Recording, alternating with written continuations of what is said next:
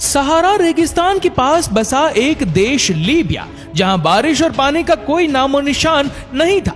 लेकिन फिर भी वहां की सरकार ने एक तरकीब निकाली और रेगिस्तान के नीचे एक नदी का निर्माण कराया, जिसे दुनिया का 8वां अजूबा भी कहा गया। इस नदी ने पूरे देश को पानी दिया, लेकिन अचानक ही कुछ ऐसा हुआ कि रातों रात ही इस नदी को और इस प्रोजेक्ट को बंद कर दिया गया।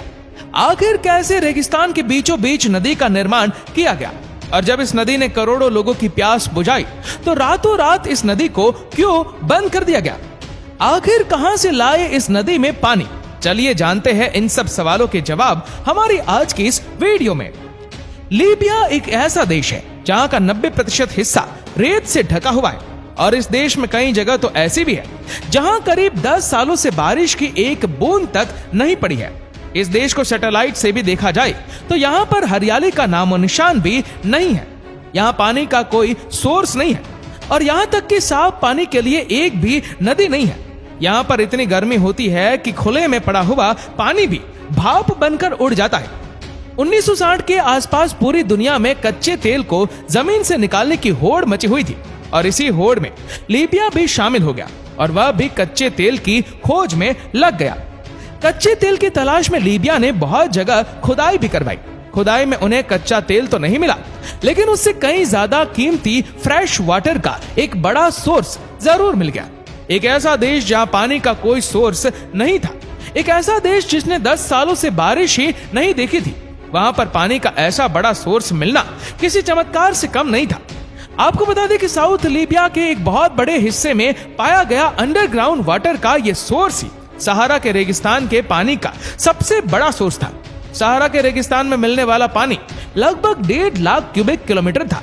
अगर अंदाजा लगाया जाए तो सहारा के नीचे मिलने वाला ये पानी इतना ज्यादा था कि अगर पूरी दुनिया इस पानी का इस्तेमाल करे तो 40 साल तक कम ना पड़े। एक्सपर्ट्स के मुताबिक ये खोज न्यूबिनियन सैंडस्टोन एक्विफायर सिस्टम का हिस्सा थी, जो फॉसिल वाटर का एक विशाल जलाशय था, जो कि 10,000 से 10 लाख साल पुराना था। ऐसा माना जाता है कि ये पानी पिछले हिम युग यानी कि लास्ट आइस एज के अंत से पहले बलुआ पत्थर में चला गया था। अब यहाँ 60 के दशक में लीबिया को पानी का इतना बड़ा सोर्स तो मिल गया, लेकिन उसका क्या किया जाए ये किसी को समझ नहीं आ रहा था।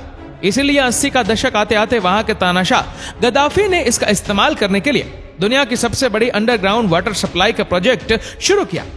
तानाशाह गद्दाफी इस पानी का इस्तेमाल अपने देश के लिए हर हालत में करना चाहते थे, पर इसके लिए वह कुछ भी करने को तैयार थे। गद्दाफी का मानना था कि अगर किसी भी तरह से ये पानी लीबिया के सारे शहरों में पहुंच जाए तो लीबिया के पानी की मुसीबत पूरी तरह से खत्म हो सकती है। लीबिया से पानी की किल्लत को मिटाने के लिए पानी को पूरे देश में पहुंचाना जरूरी था। ये सब आर्टिफिशियल रिवर बनाकर किया जा सकता था, लेकिन ये सब इतना भी आसान नहीं था, क्योंकि लीबिया में ये पानी साउथ में पाया गया था, जबकि लीबिया में ज्यादातर शहर और जनसंख्या नॉर्थ यानी कि मेडिटेरियन कोस्ट पर पाई जाती है। और दूसरा, लीबिया में इतनी गर्मी है कि अगर नदी बनाकर पानी देश के इस क्षेत्र में पहुंचाया भी जाता तो आधे से ज्यादा पानी आकाश में भाप बनकर उड़ जाता। इसके लिए जमीन के अंदर अंडरग्राउंड रिवर बनाने का फैसला लिया गया। जब पानी पहुंचाने का अंदाजा लगाया गया तो पता चला कि लीबिया के हर शहर में पानी पहुंचाने के लिए जमीन के अंदर लगभग 2820 किलोमीटर लंबी नदी खोदने की जरूरत थी, यानी कि दिल्ली से मुंबई तक के 2 चक्कर लगाए तब जाकर यह दूरी कवर हो। लेकिन फिर भी गद्दाफी को अपना यह प्रोजेक्ट करना था, इसलिए अंडरग्राउंड रिवर बनाने का काम शुरू किया गया।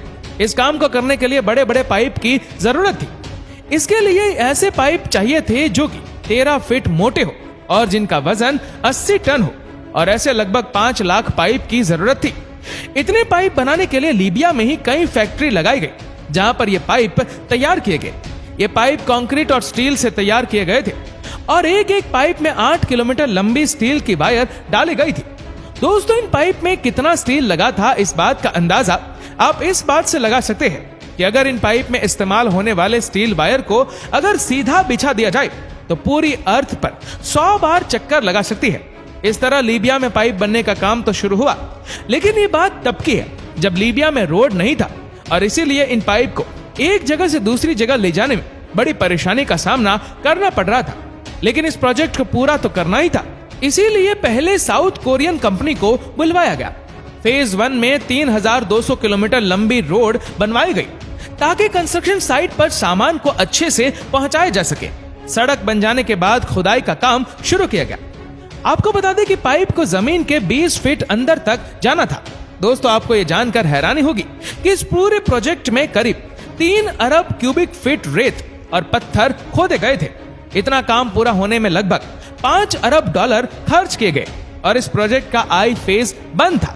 इसके बाद साल 1989 में इस प्रोजेक्ट का फेज 2 का काम शुरू किया गया। इसमें सबसे पहले इन पाइप्स को रायपोले तक बिछाया गया। इस काम के लिए कई जगहों पर कुओं का निर्माण किया गया और करीब 200 की गहराई से पानी को पंप किया गया। और यहाँ आपको बता दें कि रायपोले तक जो पाइपलाइन बिछाई गई थी उसकी कुल लंबाई 700 किलोमीटर थी। इसके बाद कुफरा डिस्ट्रिक्ट पर कुएं खोदे गए और वहां से लेकर बेंगाजी तक लाए गए। बेंगाजी रायपोले के बाद लीबिया की दूसरी सबसे बड़ी सिटी है और इसी दौरान लगभग 10,000 किलोमीटर तक पाइप बिछाए गए थे। एक रिपोर्ट के मुताबिक इस प्रोजेक्ट को पूरा करने के लिए 1300 कुएं खोदे गए थे। दोस्तों, आपको बता दें कि लीबिया के इस प्रोजेक्ट को पूरा करने के लिए 5 बड़े रिजर्वायर बनाए गए। ये रिजर्वायर ज्यादा पानी को स्टोर करने का काम करते थे। इन रिजर्वायर का डायमीटर 1 किलोमीटर तक रखा गया है। इसी के साथ ही प्रोजेक्ट में 1 बिलियन यूरो का इन्वेस्टमेंट करके 50,000 पाम ट्री लगाए गए ताकि पानी का बाष्पीकरण होता रहे। ये प्रोजेक्ट दुनिया का सबसे बड़ा मेन मेड रिवर के साथ साथ दुनिया का सबसे बड़ा इरिगेशन सेंटर भी माना जाता है। इस प्रोजेक्ट की वजह से न सिर्फ लगभग 6.7 मिलियन लोगों को पीने का पानी मिल जाता है और इस पानी का 70% हिस्सा इरिगेशन और इंडस्ट्रियल एरिया में भी काम आता है। इस बड़े प्रोजेक्ट की वजह से ही लीबिया के नॉर्थ और वेस्ट में ग्रीनलैंड में भी काफी बढ़ोतरी हुई। वहीं बात करें उस प्रोजेक्ट के खर्चे की, तो इस पूरे प्रोजेक्ट में लगभग 25 बिलियन डॉलर का खर्च आया। ऐसा कहा जाता है कि लीबिया ने इस प्रोजेक्ट को बिना किसी की मदद के पूरा किया था। यहाँ तक कि उसने वर्ल्ड बैंक से कोई लोन तक नहीं लिया। लेकिन प्रोजेक्ट में लगे सभी टेक्नीशियन और इंजीनियर की ट्रेनिंग को लेकर 1990 में यूनेस्को ने लीबिया की मदद जरूर की थी। सभी इंजीनियर और टेक्नीशियन को इस प्रोजेक्ट के लिए हाई क्लास ट्रेनिंग दी गई थी।